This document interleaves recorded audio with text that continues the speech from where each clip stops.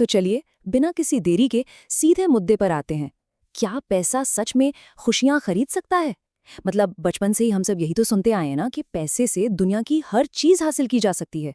लेकिन आज के इस खास विश्लेषण में हम इसी पुराने सवाल का जवाब सिर्फ हवा हवारी बातों से नहीं बल्कि एकदम ठोस डेटा से डिकोड करने वाले हैं। हम सीधे उन नोबेल पुरस्कार विजेता रिसर्चर्स के आंकड़ों को देखेंगे जिन्होंने इंसानी दिमाग और पैसे के इस उलझे हुए रिश्ते को समझने में अपनी पूरी जिंदगी लगा दी। तो आइए देखते हैं कि क्या वाकई में धन से कोई परमानेंट खुशी मिलती है या फिर ये सिर्फ एक भ्रम है जिसके पीछे दुनिया बस भागे जा रही है। क्या अनलिमिटेड पैसे का मतलब अनलिमिटेड खुशी होता है? हम में से ज्यादातर लोग अपनी रोजमर्रा की जिंदगी में ना बस यही मानकर चलते हैं कि अगर अचानक से बहुत सारा यानी असीमित पैसा आ जाए तो सारी परेशानियां बस चुटकी बजाते ही गायब हो जाएंगी। हमें लगता है कि जैसे जैसे बैंक बैलेंस का ग्राफ ऊपर जाएगा वैसे वैसे जिंदगी में खुशी, सुकून और शांति का ग्राफ भी बिल्कुल उसी स्पीड से बढ़ता रहेगा। सुनने में तो बड़ा लॉजिकल लगता है ना? लेकिन क्या जमीनी हकीकत में सच में ऐसा होता है? चलिए इस बहुत ही आम सी धारणा को डेटा की कसौटी पर रखकर चेक करते हैं। तो हमारा पहला पॉइंट है धन का सैचुरेशन पॉइंट, यानी पैसे से मिलने वाली संतुष्टि का वो एक खास बिंदु। नोबेल पुरस्कार विजेताओं की इस शानदार रिसर्च ने ना एक बड़ी ही जादुई आंकड़े का पता लगाया है और वो आंकड़ा है $75,000। दरअसल रिसर्चर्स का मेन फोकस ये खोजना था कि क्या कोई ऐसा खास फाइनेंशियल पॉइंट है जहां पहुंचने के बाद पैसे का असर रोजमर्रा की खुशी पर पड़ना लगभग बंद हो जाता है। और यकीन मानिए डेटा बिल्कुल यही साबित करता है। होता क्या है कि जब कमाई इस स्तर तक पहुंच जाती है तो जो भी बुनियादी जरूरतें हैं जैसे कि अच्छा खाना, रहने के लिए एक बढ़िया घर और मेडिकल खर्चे, वो सब बहुत ही आसानी से कवर हो जाते हैं। लेकिन दिलचस्प बात तो इसके बाद शुरू होती है। इस सैचुरेशन पॉइंट को पार करने के बाद ना मनोवैज्ञानिक समीकरण पूरी तरह से बदल जाता है। इसके बाद अगर कमाई को दोगुना भी कर दिया जाए तो भी खुशी दोगुनी बिल्कुल नहीं होती। अब आते हैं दूसरे पॉइंट पर, भौतिक अपग्रेड का जाल, यानी नई चीजें खरीदने का ट्रैप और उससे मिलने वाले घटते हुए फायदे। इसे समझने के लिए जरा स्मार्टफोन्स के अपग्रेड साइकिल के बारे में सोचकर देखिए। जब हम पहली बार कोई नया और महंगा आईफोन खरीदते हैं तो उस बॉक्स को खोलते समय जो एक जबरदस्त सी खुशी मिलती है ना, वो एकदम कमाल की होती है। ऐसा लगता है कि क्या चीज मिल गई है। लेकिन फिर क्या होता है, 2 या 3 साल बाद जब हम उसे अपग्रेड करके कोई और नया प्रीमियम फोन लेते हैं, मान लीजिए लेटेस्ट OnePlus या कोई भी नया मॉडल, तो ईमानदारी से सोचे तो क्या खुशी का वो पहले वाला लेवल वापस लौटता है? बिल्कुल नहीं। ऐसा इसलिए होता है क्योंकि एक बार जब वो संतुष्टि का सैचुरेशन पॉइंट पार हो जाता है तो सिर्फ नई और महंगी चीजें खरीदते रहने से खुशी में कोई भी परमानेंट इजाफा नहीं होता। कुछ टाइम बाद वो नई चीजें भी बस नॉर्मल ही लगने लगती हैं। चलिए अब आगे बढ़ते हैं अपने तीसरे पॉइंट की तरफ, अचानक धन बनाम अचानक त्रासदी, यानी किस्मत के दो बिल्कुल अलग छोर। जरा इमेजिन कीजिए, एक तरफ ऐसे लोग हैं जिन्होंने अचानक से कोई बहुत बड़ी लॉटरी जीत ली है और रातों रात उनके पास बेतहाशा पैसा आ गया है। जाहिर सी बात है वो उस वक्त खुशी के 7वें आसमान पर होते हैं। और वहीं दूसरी तरफ कुछ ऐसे दुर्भाग्यशाली लोग हैं जो किसी बहुत ही गंभीर दुर्घटना का शिकार हो गए हैं, जिन्हें अचानक से बड़े शारीरिक दुख और एक बहुत ही गहरे डिप्रेशन का सामना करना पड़ रहा है। देखा जाए तो दोनों ही मामलों में लोगों ने तुरंत और अत्यधिक चरम भावनाओं का एक्सपीरियंस किया। एक ने एकदम पॉजिटिव और दूसरे ने एकदम नेगेटिव।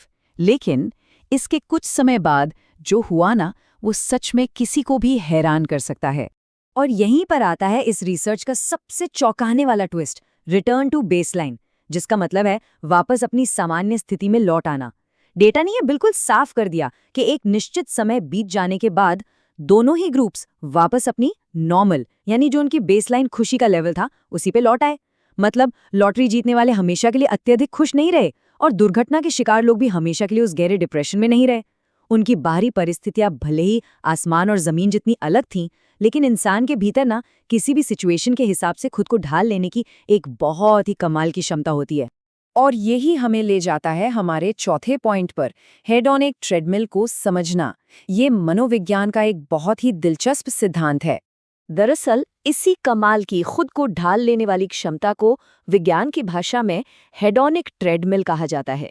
सिंपल शब्दों में कहें तो ये हम इंसानों की वो मनोवैज्ञानिक आदत है जिसके कारण जिंदगी में कितनी भी बड़ी अच्छी या बुरी घटना क्यों ना घट जाए, हम कुछ समय बाद वापस अपनी खुशी के उसी पुराने बेसलाइन लेवल पर लौट आते हैं।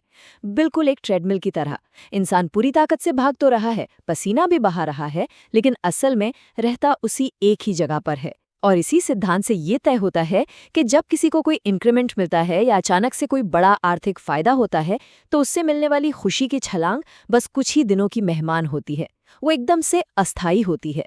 तो फिर इसका हल क्या है? यही है हमारा 5वां पॉइंट, भौतिक चीजों के बजाय अनुभवों को चुनना, या कह लीजिए अपना एक एक्सपीरियंशियल सीवी बनाना।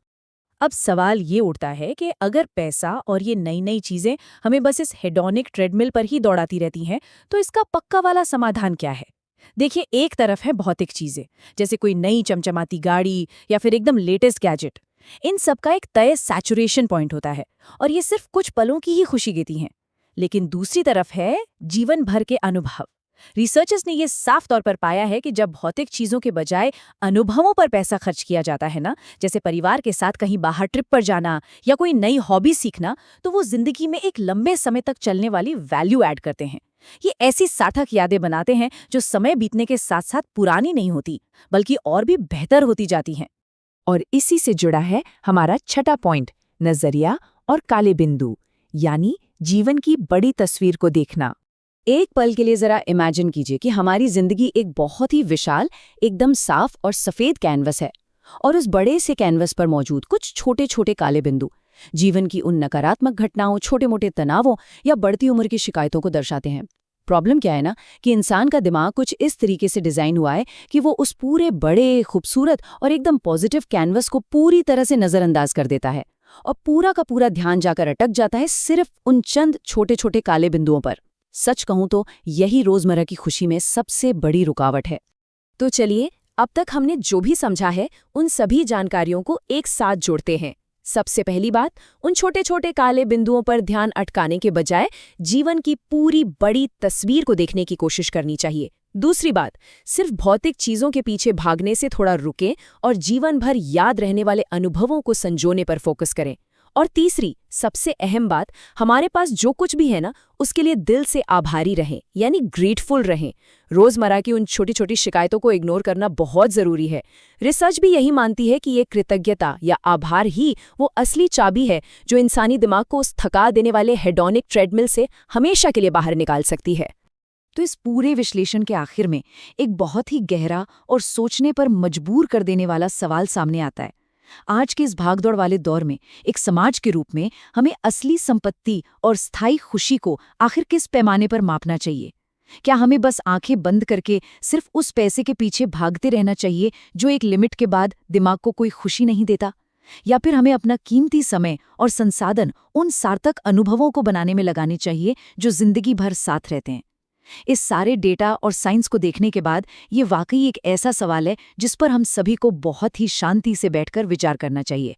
खैर, विश्लेषण तो यहाँ पूरा हुआ, लेकिन इस पर असली फैसला हम सबको खुद करना है।